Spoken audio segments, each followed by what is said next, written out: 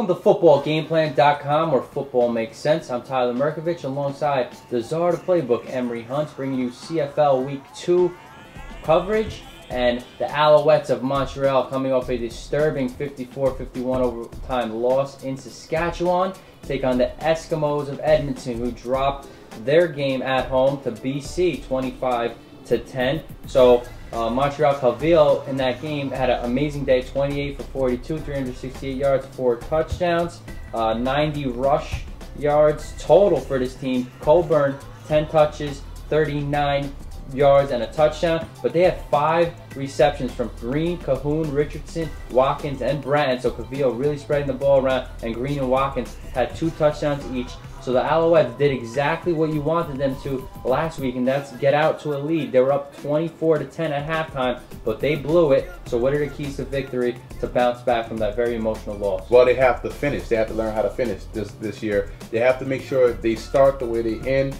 get up on this team early, and you have to play with that killer instinct and keep your foot on their throat and really knock them out the game. So you have to finish and play the whole game and don't get bored with themselves. You know, it's tough when you're a great team. You feel as though, oh, we could win this game if we just go through the motions. And you saw what happened when you go through the motions. You get beaten over time like they did in Saskatchewan. Second, they have to be prepared to they have to make a big play in special teams. That goes to Tim Maypray, guy out of VMI. We covered him a lot out there in FCS. So they have to really get a big play out of him in return units. He had some big returns last week, but he has to get even bigger returns this week. And they also have to make sure they have sticky coverage on Frederick Stamps, UL Lafayette Raging Cajun himself, because he's the big playmaker. He plays that position, the slot position, as does Dressler did in Saskatchewan. You saw how much problems Dressler gave them, so they have to make sure they be able to cover Stamps, otherwise they could have some problems in that second. Stamps 6 receptions for 67 yards last year. Ricky Ray really was getting blitzed and hit by the BC defenders. 27 for 40 still,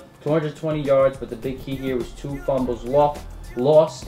Arkey Whitlock, 16 carries for 116 yards and 1 touchdown, and Campbell and Hill combined for 14 receptions and 130 yards. So what are your keys to victory for the Eskimos? Well, they have to keep Whitlock involved. You saw the Alouettes had problems stopping the run last week with West Cates, so they have to make sure they keep the running game going with Whitlock, because that's going to open everything up and that's going to ease that pressure off Ricky Ray, which also leads into my second key.